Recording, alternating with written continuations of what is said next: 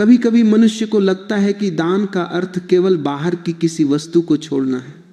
कोई सोना दे दे, कोई धन दे दे, कोई वस्त्र दे दे और वह सोच ले कि उसने बहुत बड़ा त्याग किया। पर जिसने मानव की आत्मा की परतों को थोड़ा भी छुआ है वह जानता है कि सबसे कठिन दान कभी भी वस्तु का नहीं होता। सबसे कठिन दान होता है भीतर बसे हुए मैं का। स्वयं को छोड़ देना, अहंकार को पिघला देना, अपने अस्तित्व को समर्पित कर देना, यह वही समझ सकता है जिसने जीवन को भीतर से देखा हो। आज जब हम बर्बरीक की कथा में प्रवेश करते हैं तो यह कथा केवल किसी योद्धा की नहीं है। यह कथा एक ऐसे हृदय की है जो दान को केवल हाथों से नहीं अपनी आत्मा से जानता था।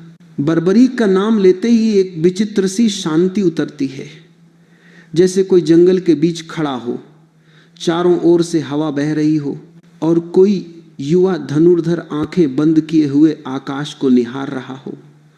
उसकी आत्मा में ऐसी निर्मलता थी कि शक्ति उसके लिए गर्व का साधन नहीं बल्कि जिम्मेदारी का मार्ग थी। वह शक्ति को बोझ नहीं बनाता था, शक्ति को वह अपने भीतर की करुणा के साथ बांध कर रखता था। वही करुणा उसे असाधारण बनाती है। बर्बरीक भीम के पुत्र घटोत्कच के पुत्र थे, पर यह वंश उन्हें महान नहीं बनाता था। महान बनाता था उनका हृदय, जो बचपन से ही किसी साधक की तरह धड़कता था।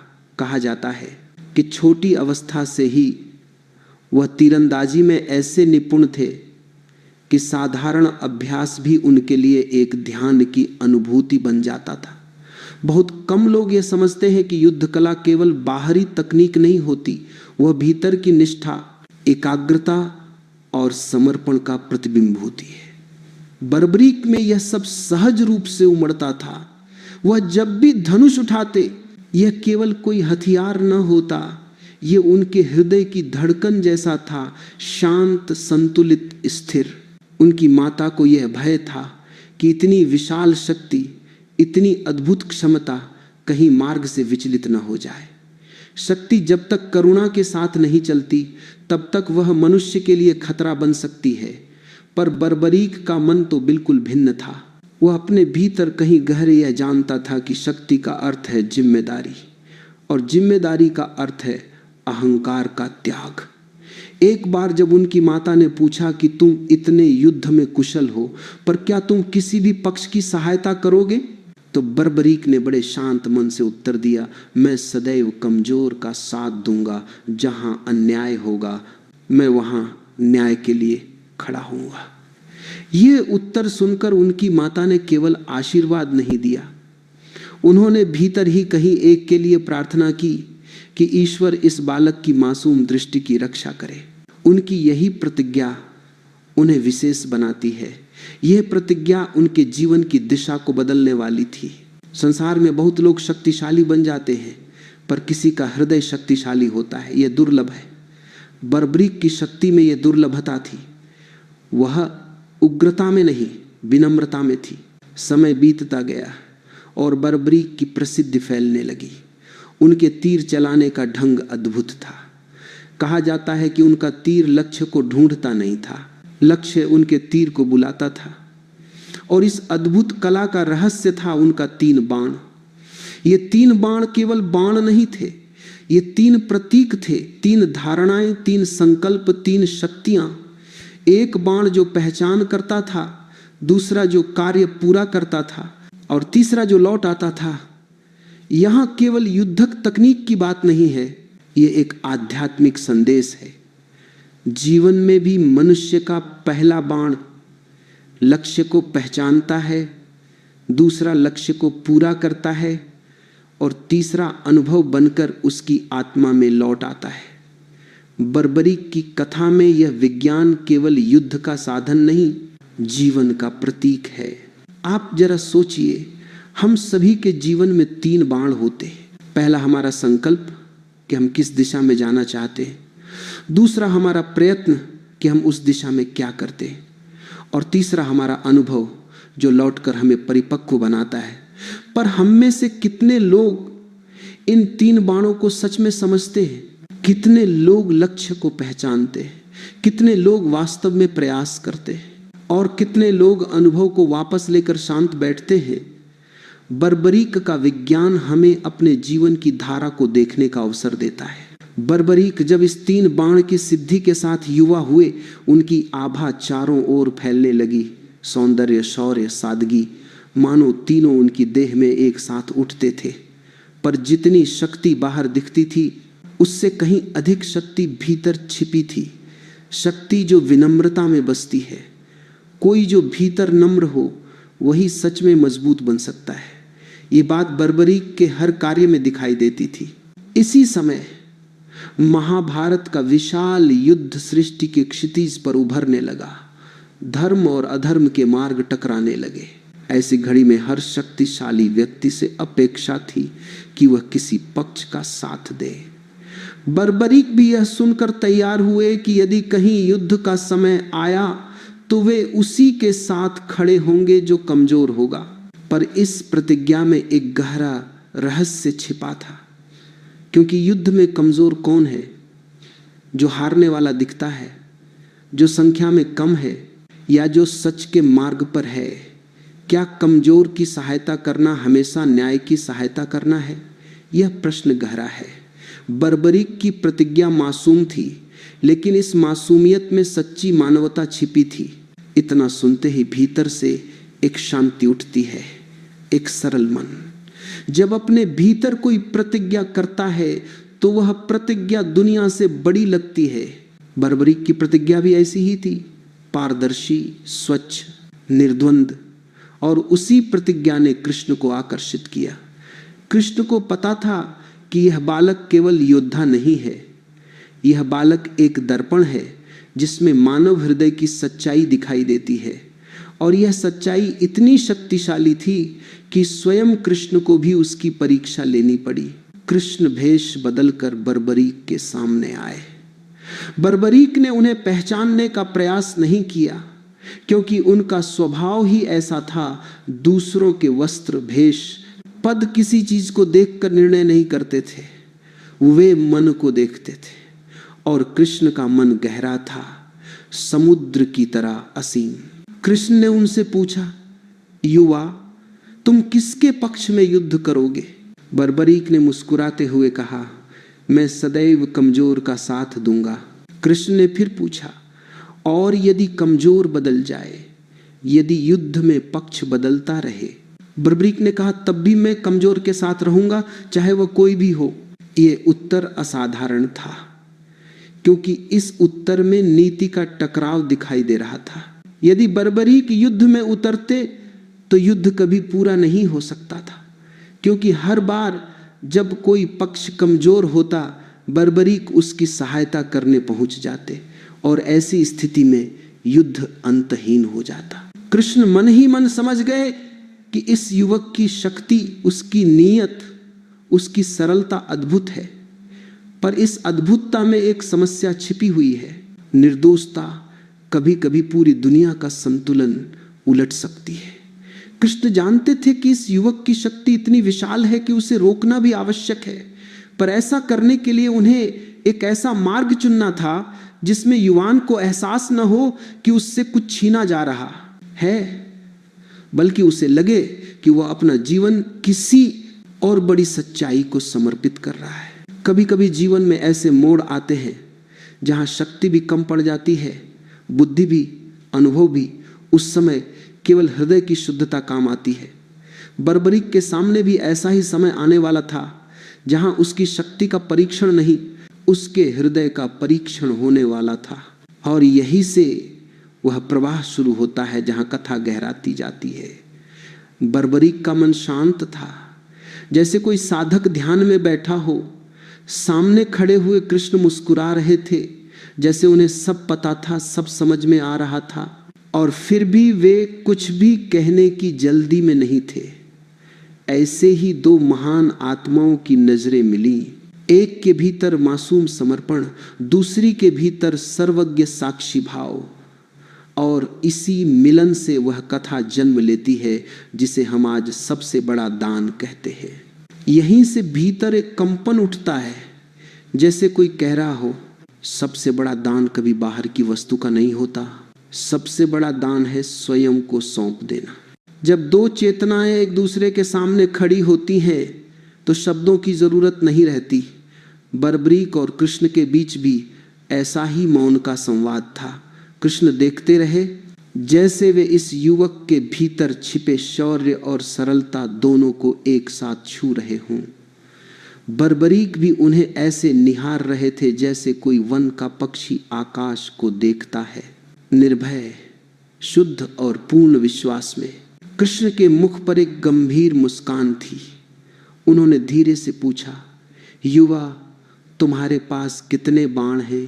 बर्बरीक ने शांत स्वर में कहा, मेरे पास केवल 3 बाण हैं, पर यह 3 ही संपूर्ण युद्ध के लिए पर्याप्त है। कृष्ण ने आश्चर्य का अभिनय किया, पर भीतर वे जानते थे कि यह युवक सत्य कह रहा है। उन्होंने पूछा, और यदि पूरा युद्ध सामने खड़ा हो जाए, अनेक योद्धा, अनेक रथ, अनेक शस्त्र, तब भी? बर्बरीक ने अपनी आंखों को हल्का सा बंद किया, जैसे किसी अनुभूति को छू रहे हो, और फिर मुस्कुराकर बोले, एक बाण से मैं सभी विरोधियों को चिन्हित कर दूंगा, दूसरा बाण उन्हें समाप्त कर देगा, और तीसरा बाण वापस मेरे तरकश में लौट आएगा। जब मन में स्पष्टता हो तो बाण भटकता नहीं, वह रास्ता स्वयं चुन लेता है। कृष्ण के हृदय में यह उत्तर किसी शंखनाद की तरह गूंजा। यह युवक साधारण नहीं था। उसकी शक्ति विनाश की ओर नहीं, बल्कि किसी उच्चतर चेतना की ओर संकेत कर रही थी। बर्बरीक ने जब यह कहा कि तीर स्वयं लक्ष्य ढूंढ लेते हैं, तो यह केवल उसकी कला नहीं थी, यह उसके दृष्टिकोण का प्रतिबिंब था। उसने अपने भीतर लक्ष्य की पहचान को इतना स्पष्ट कर लिया था कि बाहरी दुनिया उसके सामने सरल दिखाई देती थी। जब मन में भ्रम न हो, जब मन साफ हो, जब मन बोझ मुक्त हो, तो कार्य प्राकृतिक हो जाता है। मनुष्य के जीवन में भी यही सत्य है।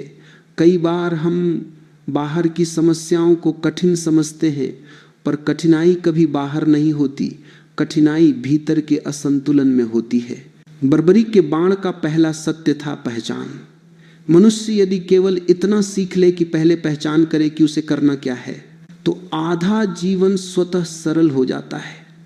हम में से अधिकतर लोग लक्ष्य नहीं चुन पाते और उसी उलझन में भटकते रहते हैं। बर्बरीक का पहला बाण हमें यही बताता है कि जीवन का मार्ग लक्ष्य की स्पष्टता से बनता है। कृष्ण ने बर्बरीक से कहा, यदि 3 बाण इतने अद्भुत हैं, तो क्या तुम मुझे एक छोटा सा प्रदर्शन दिखा सकते हो? बर्बरीक ने सहजता से कहा, आदेश दीजिए। कृष्ण ने पास के एक पेड़ की ओर इशारा करके कहा, इस पर लगे सभी पत्तों को अपने बाण से छू कर दिखाओ। बर्बरीक ने एक क्षण के लिए आकाश को देखा। उनकी आंखें स्थिर थीं, जैसे किसी अज्ञात शक्ति से संवाद कर रही हों। उन्होंने पहला बाण निकाला और धनुष पर चढ़ा दिया। बाण चला, पर वह सीधे किसी पत्ते की ओर नहीं गया। वह हवा में घूमता हुआ पूरे पेड़ का एक चक्कर लगा आया और फिर वापस बर्बरीक के पास लौट आया। अब पेड़ के सारे पत्तों पर हल्की सी रेखा थी, जैसे किसी ने उन पर स्पर्श किया हो। कृष्ण मुस्कुराए। वे जानते थे कि ऐसा कौशल किसी साधारण अभ्यास से नहीं आता। यह तो वही व्यक्ति कर सकता है जिसकी चेतना एकाग्र हो, जो स्वयं को लक्ष्य के साथ एक कर ले। बर्बरीक ने कहा, पहला बाण केवल पहचान करता है, वह देखता है कि लक्ष्य क्या है, कौन है। अब दूसरा बाण उन्हें बांधेगा और तीसरा उनका नाश करेगा। पर जिस पर भी पहला बाण रेखा खींच देता है, उससे बच पाना असंभव है।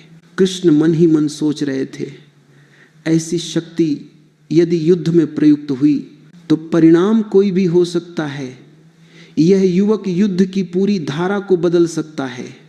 धर्म अधर्म से जीत जाए या अधर्म धर्म से कुछ कह पाना मुश्किल हो जाएगा, क्योंकि यह युवक सदैव कमजोर का साथ देगा और युद्ध में कमजोर हर क्षण बदलते हैं। कभी एक पक्ष कमजोर होगा, कभी दूसरा। ऐसे में बर्बरीक बार बार पक्ष बदलेंगे और कोई भी युद्ध पूर्ण नहीं होगा। कभी कभी मासूमियत सबसे बड़ी उलझन बन जाती है। बर्बरीक की मासूमियत भी कुछ ऐसी थी। वह न्याय करना चाहता था, पर न्याय केवल भाव से नहीं होता, उसके लिए समझ भी चाहिए। कृष्ण ने शांत स्वर में पूछा, यदि तुम युद्ध में उतरोगे और कमजोर पक्ष की सहायता करोगे तो क्या तुम समझते हो कि युद्ध समाप्त हो पाएगा? बर्बरीक इस प्रश्न को समझ नहीं पाए। उन्होंने इतना ही कहा, मैं बस वही करूंगा जो मेरा धर्म है। कृष्ण ने महसूस किया कि यह युवक केवल शक्ति से नहीं, हृदय से चलता है, और हृदय का मार्ग स्पष्ट होता है, पर कभी कभी वह परिणामों को नहीं देख पाता। ये वही क्षण था जब कृष्ण ने निर्णय ले लिया कि इस युवक को रोका जाएगा, लेकिन रोका इस प्रकार जाएगा कि उसकी आत्मा का सम्मान बना रहे। उसे ऐसा न लगे कि उससे कुछ छीना गया है, बल्कि उसे यह अनुभव हो कि उसने स्वयं दुनिया को कुछ दिया है। कृष्ण ने धीरे से पूछा, युवा, तुम्हारे 3 बाण तो अद्भुत हैं, पर क्या तुम इतना बता सकते हो कि युद्ध में कौन जीतेगा? बर्बरीक ने मुस्कुराकर कहा, मैं युद्ध को देखे बिना कुछ नहीं कह सकता। जब तक मैं अपनी दृष्टि से सब न देख लूं, तब तक कुछ कहना ठीक नहीं। कृष्ण ने कहा, तो यदि मैं तुमसे कहूं कि युद्ध देखने के लिए तुम्हें एक दान देना होगा, तो क्या तुम दान देने को तैयार हो? बर्बरीक ने बिल्कुल सहज स्वर में कहा, दान मेरे लिए कोई समस्या नहीं। दान किसी भी योद्धा का धर्म है। आप बताइए, किस वस्तु का दान चाहिए? कृष्ण का स्वर अब गंभीर था, और इसी गंभीरता में एक गहरी करुणा थी। उन्होंने कहा, मुझे तुम्हारा सिर चाहिए। यह वाक्य सुनकर जो भी साधारण व्यक्ति होता, उसके भीतर भय की लहर उठती, पर बर्बरीक का मन अचल था। उनके चेहरों पर किसी भी प्रकार का भय नहीं आया, जैसे वे पहले से ही जानते हों कि उनका जीवन किसी और उद्देश्य के लिए बना है। उन्होंने थोड़ी देर कृष्ण की आंखों में देखा। वह देखना किसी साधारण मनुष्य का देखना नहीं था। वह ऐसा था जैसे कोई आत्मा किसी दूसरी आत्मा को पहचान रही हो। बर्बरीक ने कहा, यदि मेरा सिर किसी और के हित में उपयोगी होगा, यदि इससे धर्म की रक्षा होगी, यदि इससे युद्ध का सत्य प्रकट होगा, तो मैं अपना सिर भी दान कर दूंगा। सिर का क्या महत्व? मेरा शरीर भी यदि संसार के लिए काम आ जाए तो यह मेरे लिए सम्मान की बात होगी। कृष्ण का हृदय पिघल गया। इस प्रकार का समर्पण यह दुर्लभ है। मनुष्य शरीर त्याग देता है, पर अहंकार नहीं छोड़ पाता। इस युवक ने शरीर को तो क्षण भर में छोड़ दिया, अहंकार का नाम तक नहीं लिया। दुनिया में ऐसे लोग कितने होते हैं जो कह सके, मैं अपने शरीर से अधिक मूल्यवान संसार को मानता हूं। यहां से बर्बरीक की कथा एक ऐसे मोड़ पर पहुंचती है जहां शक्ति का अर्थ बदल जाता है। अब कथा केवल युद्ध क्षमता की नहीं रही, अब कथा बन गई है समर्पण की। बर्बरीक ने कृष्ण से केवल एक निवेदन किया, मेरी इच्छा है कि मेरा सिर युद्ध को देख सके। मैं यह जानना चाहता हूं कि सत्य में युद्ध कैसे होता है, कौन लड़ता है, कौन जीतता है, कौन हारता है, मनुष्य की शक्ति कितनी होती है और ईश्वर की लीला कितनी। कृष्ण ने आंखें बंद कर ली। इस युवक की सरल प्रार्थना उनके हृदय को छू गई। उन्होंने वचन दिया, तुम युद्ध के साक्षी बनोगे। तुम्हारे बिना यह युद्ध भी अधूरा है और उसका सत्य भी। बर्बरीक ने अपना सिर दान किया। यह संसार का सबसे बड़ा दान कहलाया, क्योंकि इस दान में भय नहीं था, स्वार्थ नहीं था, विचार नहीं था, केवल निर्मल समर्पण था। उन्होंने अपना सिर ऐसे दिया जैसे कोई मौन में अपनी अंतिम सांस छोड़ता है। उनकी मुस्कान बनी रही, उनकी आंखें शांत थीं, और उनका सिर उठा लिया गया, एक ऊंचे स्थान पर रखा गया जहां से वे युद्ध को देख सके। मनुष्य पूरे जीवन युद्ध करता है, कभी बाहर कभी भीतर। बर्बरीक ने युद्ध में भाग नहीं लिया, पर उन्होंने युद्ध का सत्य देखा। उन्होंने देखा कि मनुष्य सोचता है, वह तलवार चलाता है, पर तलवार को दिशा देने वाला कोई और होता है। उन्होंने देखा कि मनुष्य सोचता है, वह जीतता है, पर जीत किसी और शक्ति की होती है। उन्होंने देखा कि मनुष्य सोचता है वह नायक है, पर नायकत्व भी किसी महान लीला का छोटा सा अंश होता है। बर्बरीक युद्ध को देखते गए। उनकी दृष्टि में पक्षपात नहीं था, उनकी दृष्टि में क्रोध नहीं था, उनकी दृष्टि में केवल सत्य था, और वह सत्य उन्हें भीतर से बदलता गया। जब किसी आत्मा ने स्वयं को पूरी तरह समर्पित कर दिया हो, तब उसके भीतर कोई हलचल नहीं रहती। बर्बरीक का सिर जब उस ऊंचे स्थल पर रखा गया जहां से युद्ध भूमि में दिखाई देती थी, तो उनके भीतर कोई बेचैनी नहीं थी, जैसे वे अपने ही भीतर बैठे हों, शरीर से मुक्त, सभी बंधनों से मुक्त, केवल साक्षी बनकर। साक्षी बन जाना मनुष्य की सबसे ऊंची अवस्था है, क्योंकि जिस क्षण मनुष्य साक्षी बन जाता है उसी क्षण वह जीवन के रहस्य को देखना शुरू कर देता है। बर्बरीक का सिर युद्ध को देख रहा था, बड़े शांत भाव से, जैसे हवा पेड़ों के बीच से गुजरती है और पेड़ कुछ नहीं कहते। बर्बरीक में अब मैं का भाव नहीं रहा था, अब केवल देखना था, और देखना ही सत्य का पहला द्वार है। युद्ध का आरंभ हुआ।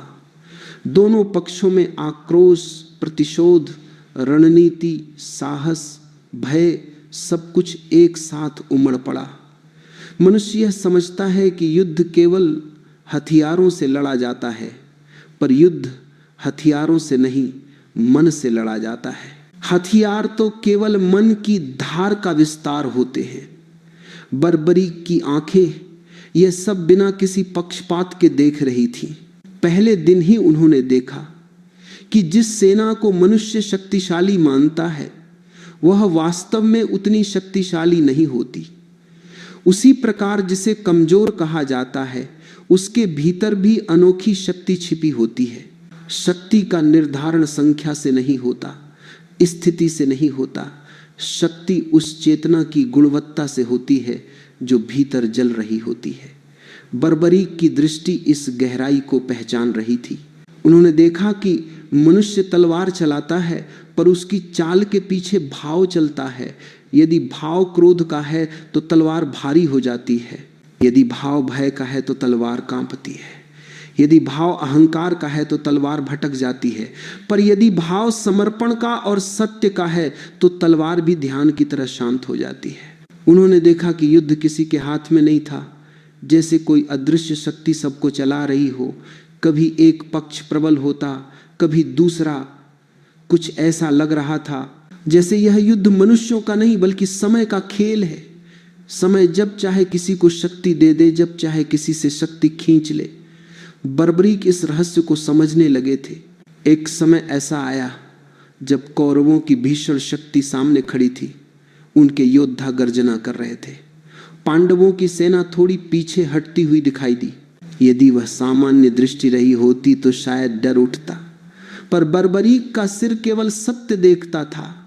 उन्होंने देखा कि जब कौरव जोर से बढ़ते हैं तो पांडवों के भीतर छिपी हुई कोई शक्ति जाग उठती है, जैसे कोई सोया हुआ शेर अचानक उठ खड़ा हो। उन्होंने देखा कि जहां जहां धर्म की आवश्यकता होती है वहां वहां कोई अदृश्य ऊर्जा स्वयं रास्ता बना देती है। कभी कोई योद्धा अचानक उत्साह से भर उठता, कभी कोई घायल योद्धा अप्रत्याशित शक्ति से उठकर फिर लड़ने लगता। मनुष्य सोचता है कि वो अकेला लड़ रहा है, पर वास्तव में जब उद्देश्य सत्य हो तो विश्व की कई शक्तियां उसके पक्ष में खड़ी हो जाती हैं। बर्बरीक की आंखों के सामने यह रहस्य खुलने लगा था। उनकी दृष्टि केवल बाहर नहीं देख रही थी, वह भीतर भी उतर रही थी। उन्होंने पहली बार समझा कि युद्ध और जीवित रहना दो अलग बातें हैं। युद्ध तो बाहर होता है, पर जीवित रहने की इच्छा भीतर पनपती है, और यही इच्छा कभी कभी मनुष्य को ऐसा बना देती है कि वह स्वयं को भूल जाता है। उन्होंने देखा कि अर्जुन धनुष खींच रहे थे, पर उनके तीर केवल अर्जुन के नहीं थे।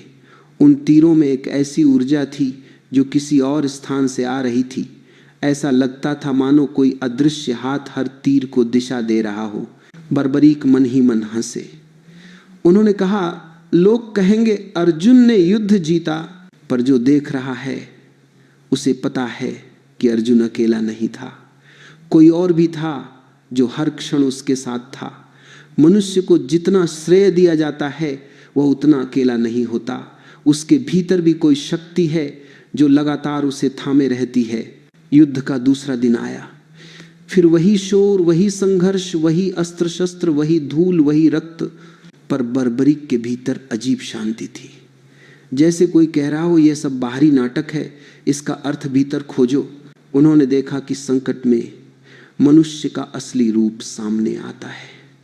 युद्ध में जो कायर है वह और भी कायर हो जाता है, जो साहसी है वह और भी साहसी हो जाता है, जो भ्रमित है वह युद्ध के पहले ही क्षण टूट जाता है। युद्ध केवल हथियारों का नहीं, व्यक्तित्व का खुला मंच होता है।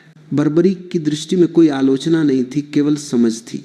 वे देख रहे थे कि दोनों पक्षों में ऐसे योद्धा भी थे जो केवल अपने कर्तव्य के कारण लड़ रहे थे। न उनको युद्ध में रुचि थी, न उन्हें कोई निजी क्रोध था। वे बस अपने धर्म की रक्षा कर रहे थे। मनुष्य जब अपने धर्म को समझकर चलता है तब उसके भीतर कोई संघर्ष नहीं रहता, उसके कदम सहज हो जाते। बर्बरीक ने देखा कि कुछ लोग ऐसे भी लड़ रहे थे जिनके भीतर बदले की आग थी। उनकी चाल में, उनकी आंखों में, उनके वार में, हर जगह केवल प्रतिशोध था।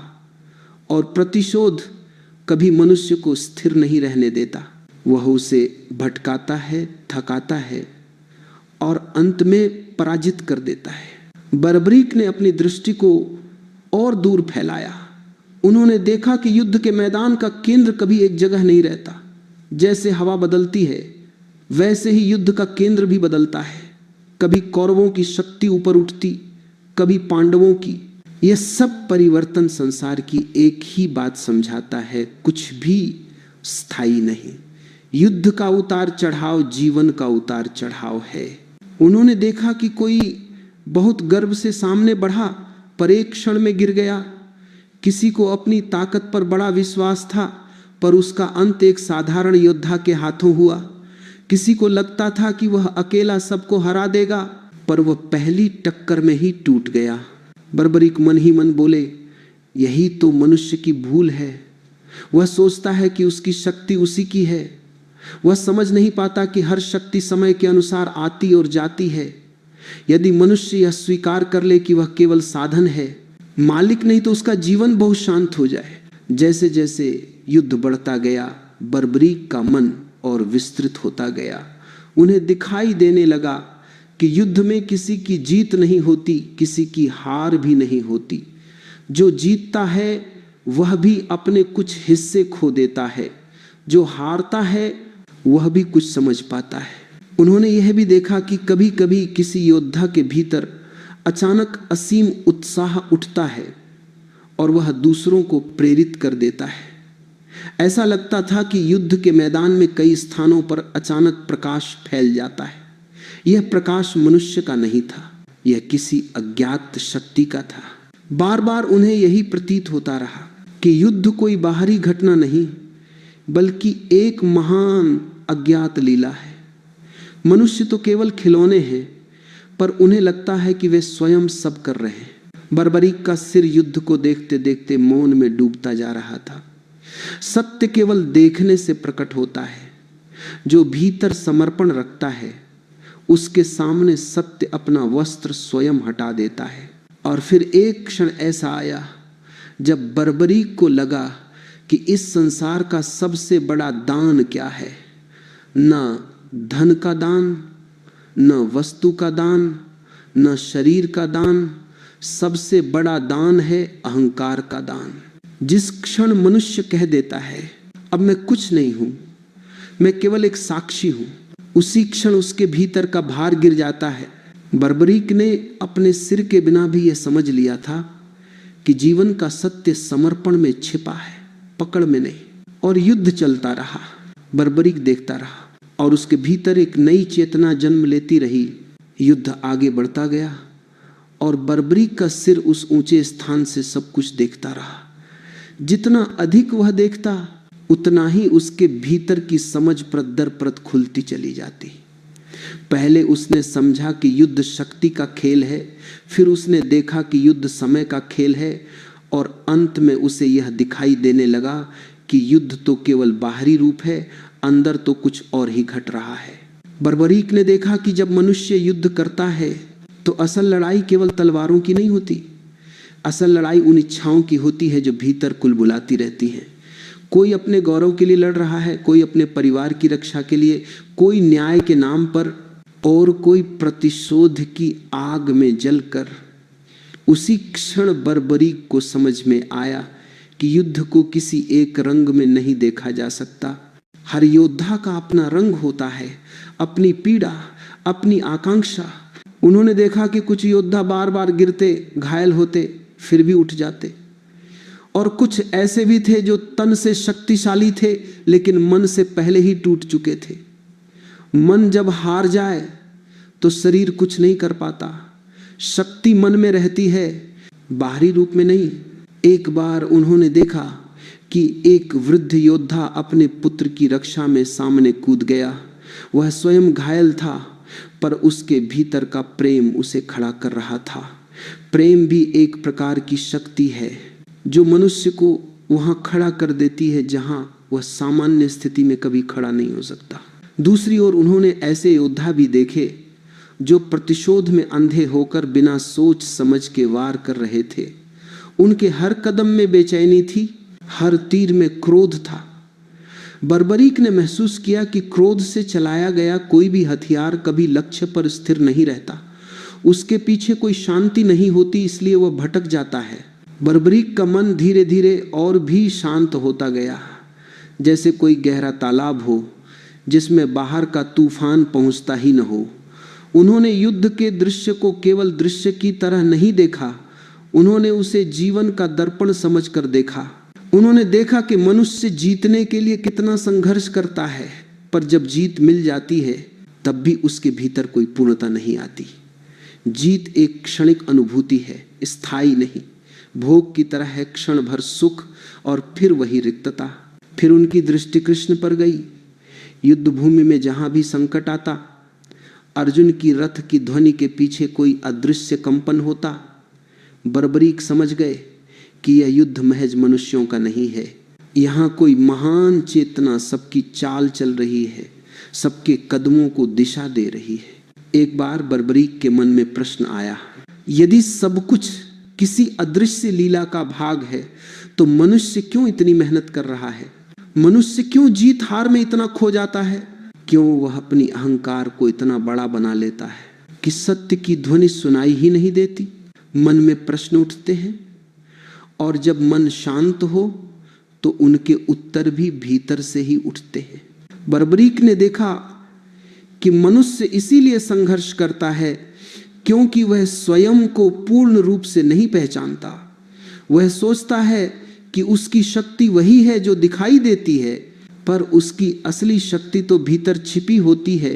वह शक्ति जो उसे संकट में धैर्य देती है, कठिन समय में विवेक देती है और समर्पण के क्षण में करुणा देती है।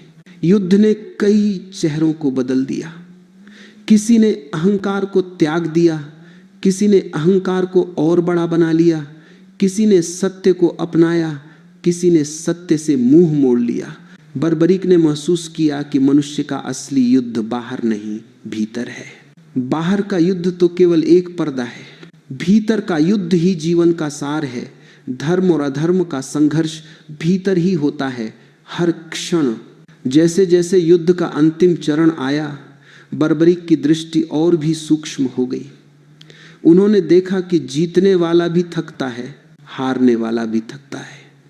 दोनों में पीड़ा है, दोनों में हानि है। किसी के जीतने से किसी की हंसी नहीं बनती, किसी के हारने से सबका दुख कम नहीं होता। और फिर वह क्षण आया जब युद्ध का अंतिम स्वर गूंजा, शंख की ध्वनि थम गई, तलवारें शांत हो गई, रथ स्थिर हो गए और युद्ध भूमि पर केवल धूल का बादल और मौन बसा था। बर्बरीक ने इस मौन को गहराई से महसूस किया। ये मौन विजय का नहीं था, ये मौन समझ का था। युद्ध ने सबको कुछ न कुछ सिखा दिया था। कृष्ण उनके सामने प्रकट हुए। अब उनके स्वर में वह हल्की मुस्कान नहीं थी जो पहली मुलाकात में थी। अब उनके भीतर गंभीरता के साथ करुणा थी। उन्होंने बर्बरीक से कहा, तुमने सब देखा, अब बताओ युद्ध किसने जीता?